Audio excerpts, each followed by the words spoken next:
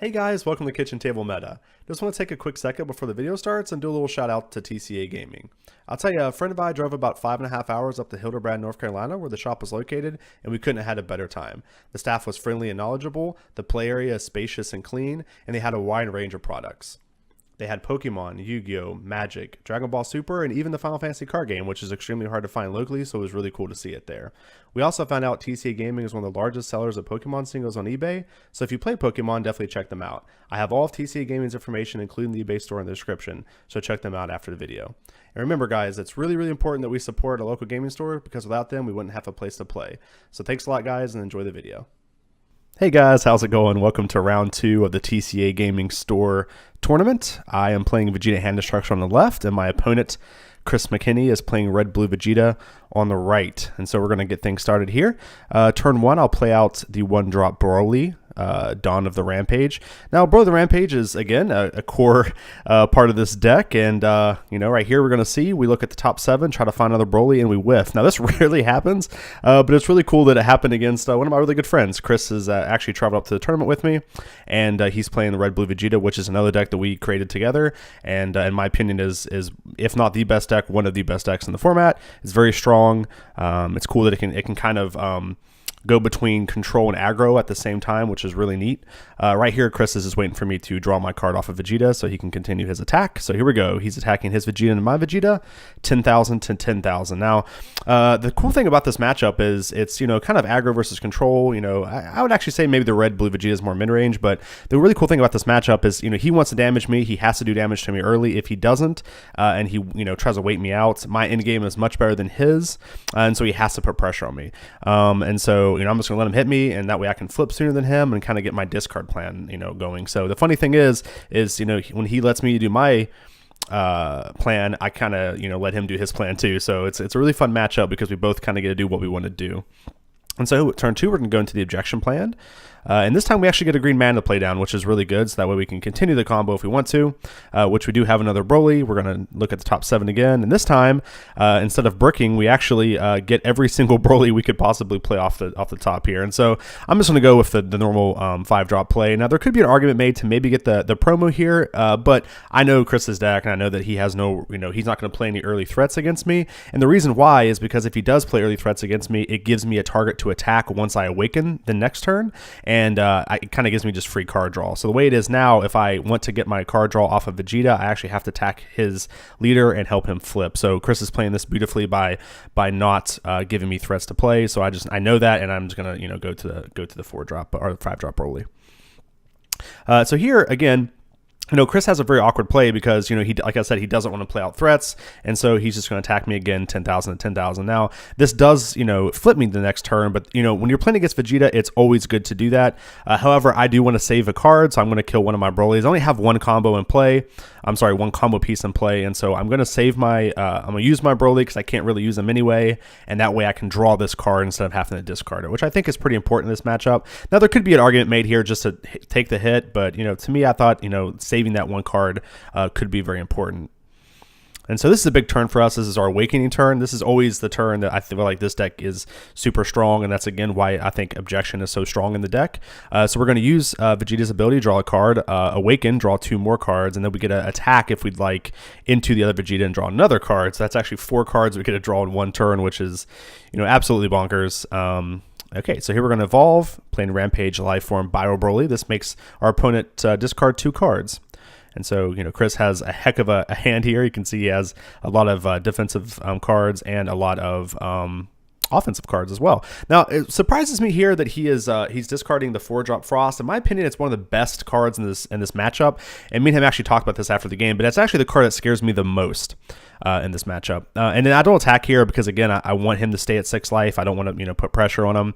Now, I could have, maybe used his ability and did critical damage to him. That way I could still draw a card. However, I didn't want to do that because, as you'll see later in the game, the life total is super important in this game. One of Chris's late game plays off of this hit right here is to evolve it into the 6-drop hit and deal 2 damage. So I really can't afford to be aggressive with my life like I can against some other matchups because of the hit strategy really kind of, makes me have to watch my life total. And so again, Chris is playing very conservatively here. He knows not to attack my Vegeta. He could put a lot of pressure on Vegeta here, but, likely I'm going to be able to stop that attack and then get a free draw off of hit here. So very masterful play by Chris here, doing a good job, controlling the board and making sure that he doesn't overextend with his threats. Now here, what we're looking to do if we can, and this is kind of a terrible mistake because in this play, we want to pressure Chris as much as we can. Now, Chris is at 5 life, so no matter what, he's awakening next turn. When he play against the Vegeta, he's going to. So in this spot, we definitely want to pressure his life total, and so I am going to attack him here and get that card draw, 15,000 to 10,000. Chris is, more likely going to let this hit him, which he does, and he's going to go to 4 life. Now, there could be an argument made to use cards here to stop it, but against the Vegeta hand destruction deck, it's kind of a bad plan to kind of unnecessarily discard cards. So Chris, again, makes the right play here and takes a hit. And then here I'm trying to figure out if I want to attack or not. Now, I didn't attack, which was, in my opinion, just a terrible mistake. I didn't want to give him 2 more cards, but what happens here is, I'm actually playing into the assassination plot turn. Now, a lot of people are going to see this assassination plot that Chris is about to play. I'm sorry to kind of spoil it here, but I want to have time to talk about it. But because it's going to be kind of controversial. A lot of people don't run this card, and in my opinion, it's one of the best tempo plays in the game. It's a one-sided board wipe, which is, absurd in any game. And in this type of meta that we play in currently, Chris can kind of really just set back, put pressure on you, and then once you start playing threats out, he can use the assassination plot, which he just did, and clear your board, and that way he still maintains tempo, he still maintains control. So he's attacking 15,000 to 15,000 to my Vegeta. Now here's where the matchup gets really fun because we're both at 4 life. Now our leaders can't hurt each other, and so now it's just who can put the most pressure in. So I'll use Senzu Bean here to go up to 20,000. The reason why I did this was because I had no other 5,000 cards in play. I really don't like to use Senzu Bean so early because I really want to keep Senzu Bean for Vados because it's like one of the best ways I can survive that turn is to use Senzu Bean to survive the Vados, double attack into double battle cards out of that, so it's kind of bad I had to use Senzu Bean there, and there could have been an argument made just to use Piccolo there, but I wanted to stay with Senzu Bean while I had the energy to use it because this turn I'm planning on exhausting all my resources. So, I didn't want to, save Senzu Bean when I wouldn't have it available after this turn. And so here we're making a tough choice of what mana to play. Now here I make a huge mistake, and the mistake I make here is that I don't have enough energy to actually evolve my Broly. So I'm attacking 15,000 to 15,000, Vegeta into Vegeta. Draw that card, no negates. So like I was saying, I played my energy incorrectly. Okay, so there I kind of messed up. I was a little bit ahead of myself, but I tapped my energy incorrectly the turn before, so last turn was a little weird too. So here we play out Broly, the Rampaging Horror. The 6-drop Broly, awesome card. Now I get to choose 2 cards randomly out of my opponent's hand. I get Senzu Bean and the counter. So 2 really good defensive pieces. Now I was kind of hoping to get like a Vados there or something, but again, it wouldn't have really done a whole lot for me because Chris is probably not going to be playing Vados on his next turn because he doesn't want to tap out for it. Tapping out at 3 life against the Vegeta hand destruction deck is a little scary. So. And also, I don't attack with the Broly because I'm afraid of the 4-drop Frost. Again, I'll say this multiple times throughout this matchup, but the 4-drop Frost is extremely scary because what it does is when it attacks into one of your battle cards, it kills it. Whether it wins the combat or not, it still kills the card. And so I really don't want to lose that card right now. I want to kind of build up a little bit more of a board presence and make sure that I have a combo piece, ready to evolve if I need to kill the Vados or I just need to do more discard plays. So, in my opinion, losing the 6-drop Broly here I just couldn't take that chance. And so, again, Chris is attacking 15,000 to 15,000. This time we're tapped out, so this is again why we save those Piccolos for this turn. So I'm going to have to use something here to not take a damage. Again, I can't afford. Oh, actually, no, I forget. I actually do take a damage here, and the reason why I take a damage here is because I'm actually trying to find more Broly pieces to be able to discard more cards. So I thought I could take the risk. And here he plays Terra Assault Frost, the 4-drop that we just talked about. Again, why Chris plays this is because it's a good card. Now, Chris is attacking into this, but again, he's just joking because it was so funny because me and him were actually joking back and forth about, I was just like, please don't have Frost. I'm not attacking you because you'll have Frost and you'll kill me. And so he just finally plays Frost out and kind of jokes with me and is like, hey, I'll kill your Broly. And, we just kind of laughed about it. Again, me taking the damage there, in my opinion, was just to get an extra card. I'm trying to get more cards in hand than my opponent, and I'm trying to get those Broly pieces so I can start pressuring his hand and maybe snatch the game away here in the next couple turns. So after that's Frost play. Chris is passing the turn. Again, Chris wanted to make sure he made a 4-drop play on turn 5 so he can keep a mana open. Now, in this game, it's very important to keep an energy open, and you don't want to tap out unless you have to, or you're trying to go for kind of like an all-in play, or you have the 0-cost cards in your hand to be able to afford to tap out.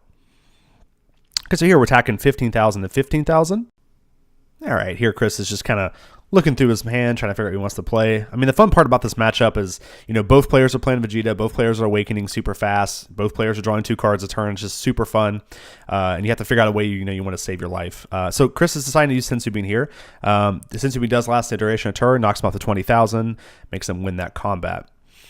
Now here, I'm going to play out my boy, Awakening Rage Son Goku. And when he comes to play, I can choose up to 6 energy worth of creatures that have that in their cost. I'll choose Hit and Frost here, which equals 6, and get to clear his board. Now, this card is by far the MVP of the deck. If I had to choose a card that wasn't, one of the main combo pieces.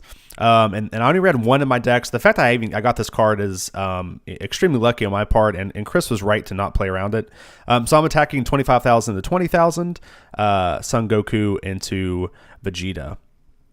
Now, like I said, the main part of what I'm trying to do here, and kind of what both players are trying to do, is they're trying to, run each other out as many cards as they can. Now, it's a little bit more important for me to do so, since my win condition is Beerus, than it is for Chris. I think the biggest advantage Chris has in this matchup, and why I think he might be a little favored, is because he doesn't have to watch his life total as much as I do. I cannot drop, I'm at 3 life, I cannot lose another life. If I do, Chris can literally just play Hit, evolve, and kill me. And so, essentially, I'm at 1 life. So I have to be a lot more weary of my life than Chris has to be. So Chris is going to decide to take 2, which I think is an extremely smart play here. This gives him more cards against the discard deck, and it lets him, prepare for future turns. Now I'm attacking 30,000 to 20,000, and Chris is just going to go ahead and counter that with the assistance here from Vados. So Chris, saved, made it through that turn. He only lost 1 card, and he netted more cards during that turn than he lost. Well, I guess with the Senzu Bean, he actually broke even, but. So here, Chris is going to 6 mana. And like I said, anytime you could even break even during a combat against the hand destruction deck, you're essentially winning. I mean, if my whole goal, my whole strategy is to run you out of cards. So anytime you can kind of skate through without losing too many, that's, a win in my book. So here's a pretty scary turn for me. I know this is going to suck. This is the Vados turn. This is 6 mana. I have to be prepared for it. And, I hopefully I am. I have a blue energy open, which oftentimes having 1 blue energy open means you can play 4 or 5 cards because of Senzu Beans and the Whis' counter. They're just, so again, Chris knows this though, and he plays very well. And he's trying to prepare his turn here. He's trying to figure out his sequences, trying to figure out what to attack here. And I think really what Chris is trying to figure out here is, does he want to go for the kill, or does he want to try to clear my board? That's an important decision he has to make here, because, if he has the defensive cards in hand to be able to survive next turn, then pressuring my life is super important for him, because if he can do a damage. Okay, so he's playing out Bewitching God Vados here. Here's Big Mama. This is the card that terrifies me every time I play against this deck. He's attacking 20,000 to 15,000. Now, Vados does have dual attack, so she can attack twice a turn. And when she does attack, her auto is that she can look at the top 3 cards and put one alien with 15,000 power into play. And the way we run this deck is that we have, almost the entire deck is aliens. And so, he's playing out one of those aliens, which is the 3-drop Frost. Now, the problem about the Frosts is they have double strike, and so they're terrifying threats to get out for free. Essentially, Vados is drawing you a card each turn, but we're still during the combat here. So we're still 20,000 to 15,000, Vados into Vegeta. And, like I said, I have to do something here. I cannot afford to take a damage. I know that if he attacks next time and gets a hit, I essentially die the next turn if I don't have a way to deal with it. So I'm trying to figure out what resources I want to use here to not take a damage, because essentially, even though he has a double strike threat out on the board, taking 1 damage is as bad as taking double strike, because both of them leave me essentially dead to hit the next turn. And so this is kind of the problem with this deck.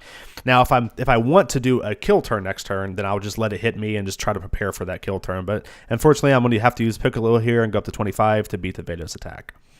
And here Chris is attacking again, 20,000 to 15,000. Now, I've seen a lot of players come kind of, especially the Champa players, attack only once with Vados and then leave it unarrested, and so that way the other person can't, their opponent can't pressure the card. Now I feel like that's a mistake, and Chris is actually, me and him talked about it in depth, and actually he did get the hit off here. I just want to make the comment, he did get the hit off here, so us deciding to keep that, to not take that damage was definitely going to pay off, hopefully. So again, I think attacking twice with your Vados is very important, because essentially it puts me into a bad spot as the defender. We're going to use Piccolo here to go up to 25 and again survive the attack. Here he's attacking 15,000 into Vegeta and the Vegeta. I do want to get back to this Vados comment because it's extremely important, and Chris is super smart for talking to me about it. Essentially what he was saying, I call it the Vados, the Chris theory, and that is that, you know, if your opponent is attacking Vados to kill her, then it's saving you life. And so essentially what Vados will say is, you know, attack twice, draw you 2 cards, and protect your life. And the cool thing about running the Vegeta version of the deck is that you're drawing so many cards off his ability and off his attacks that you often just have another Vados in hand anyway. So it's okay if they kill it, you just play another copy down the next turn. And so in my opinion, you know, attacking with Vados is extremely important. Now, like I said, it is a little bit different with Champa if you don't have cards in hand. And so we're going to use Jacko here to go to 20,000 to stop the attack. So here, Chris is attacking 15,000 to 15,000, hit into Vegeta. And so because of that, like I said, I think it's normally right to attack twice into with Vados. It just draws you so many cards. And we have to use our third Piccolo here to survive the hit. And then I think right here we just save our counter to counter the double strike. And so again, we make it through that turn, which is really, really good for us, but it puts us in a really bad position, because what's going to happen here is we are essentially in a spot to where, you know, we have to almost win this turn. So we have to decide, if are we going to deal with the threats on the board? Are we going to deal with Vados? Are we going to try to kill Vados plus the hit? Because that's essentially what we have to kill, because both of those will probably kill us next turn. Or do we go for the win? And so that kind of determines what kind of energy I'm going to play down here. I have a counter in hand, and if I decide to go for the kill, then I'm going to play out the counter. If I decide not to, then I'm probably going to play down like a Krillin or something and try to prepare to survive the next turn. Now, in my opinion, in this situation, it's almost assuredly better to go for the win. I have 2 big threats on board. I have a Beerus in hand, and so if I can pressure him enough with him at 1 life and get him to come down to 1 or 2 cards in hand, I can clear his board with Beerus, and so that's really important. And so again, you know, it's taking me a little bit of time to decide what I want to do here. This is a big turn. This is essentially, you know, the end of the game right here for me. I do have, this will be my 8th mana, and so it lets me do a lot of combo tricks. I can, you know, use my Promo Broly as a combo here if I need to, and really put a lot of pressure on him. So I put down the counter, so I decided to go for the win. Essentially all in at this point, so I'm going to go ahead and draw a card with Vegeta, because, you know, I'm going to die next turn anyway. So we're going to attack 15,000 to 15,000, Vegeta into Vegeta. So, like I said, you know, the reason I went ahead and took the life is because this is all or nothing attack for me. I'm either going to win this turn, or I'm going to lose. And so I don't care. Take the card. It's another card in hand to play around with. And you know, the fact that he probably has a hit in hand to kill me next turn is irrelevant, because I lose anyway. And so here I'm seeing if he has negate, he doesn't, and so I'm going to put a lot of pressure on him here with Vegeta. I'm going to dump a lot of cards, and I want to try to get some cards out of his hand. Again, I do have a Beerus in hand, and since I do, I'm trying to get him to use as many cards as he can out of his hand. And I know that if I try to pressure Vados, you know, he'll just let her die. And so I know I have to pressure Vegeta. I know I have to go for the win here, and so that's what we're doing. I'm just kind of counting the mana, trying to decide what I want to do here, and I decided to play out 5 combo cards and go up to 45,000. Now, it still keeps me enough mana available to play out Beerus, and it puts tons of pressure on him. He has to do something here. He has to play out multiple cards, and if he doesn't, then he just, you know, loses the game. He's at 1 life. And so here, Chris is going to play a Piccolo, go up to 25, draw a card. Again, I mean, we can see that Chris has a counter in hand, and some other cards. I can't see them, unfortunately. But, you know, it's very likely that your opponent can, if they're playing the red-blue Vegeta, can actually combo and win a lot of these combats, because they run so many aliens for Vados that they also have tons of zero-cost cards. And because of that, you know, it's actually really hard to beat them in combat. And so, you know, if you try to play like the kind of attrition game against them, they'll beat you with Vadoses and plus their combo cards in hand. So, you know, again, a lot of times the all-in or nothing kind of play is about the only way you can deal with that combat. I'm sorry, deal with the matchup. So again, we're still here at 45,000. Chris is trying to figure out what he wants to do. He's adding everything up, making sure he has the number right. All right, looks like Chris is going to play out Ultimate Judgment Jocko. Now, I freaking hate this card so much. He's going to return the promo Broly back into my hand. I feel like this card is always terrible whenever I play it and always fantastic when my opponent plays it. And that's actually largely due because, all my combo cards are all, top-end combo cards. They cost 1 energy to play, and that's where Jocko, shines. Essentially, he lets you, go up 5,000 plus lower it down 10,000 and then return the card to my hand. And since it costs an energy and I'm on the Beerus plan, during this turn, I can't afford to play it back out on any more of my combat, or I won't have enough mana to play out Beerus here. And so then Chris is going to play out the rest of the cards he needs to get to 40,000, which is enough to win the combat. He wins the combat 40,000 to 35,000. Here we're just kind of adding the numbers up again, make sure everything's okay, making sure the numbers are tight.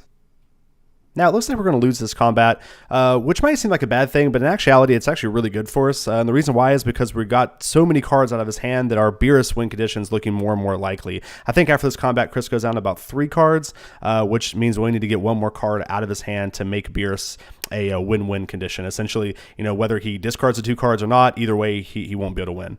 All right, so here we're going to attack 25,000 Goku into 15,000 Vegeta.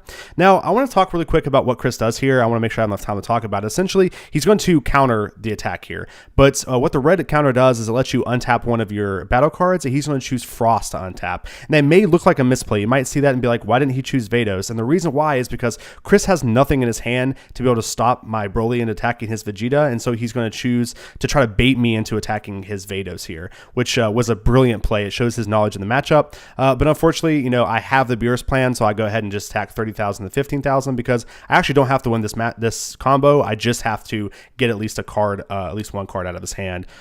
Because if I do, then, like I said, Beerus can win either way. And so unfortunately, Chris has nothing else in his hands, and we take that game. I remember after that, he was like, hey man, did you have that Beerus in hand? And I was like, yeah, but I got that Beerus. So all right, guys, thank you so much for watching. That's the round 2 of the TCA Gaming Store tournament. Like I want to tell you guys real fast, thank you so much for all your support yesterday. Yesterday was a big day for me. You guys gave me so much support, so much love, and it really means the world to me. I do want to let you know that there will not be a gameplay video tomorrow. Instead, I want to stay up and do a video for the spoilers, the set 2 spoilers. So thank you guys so much for watching. We'll see you next time.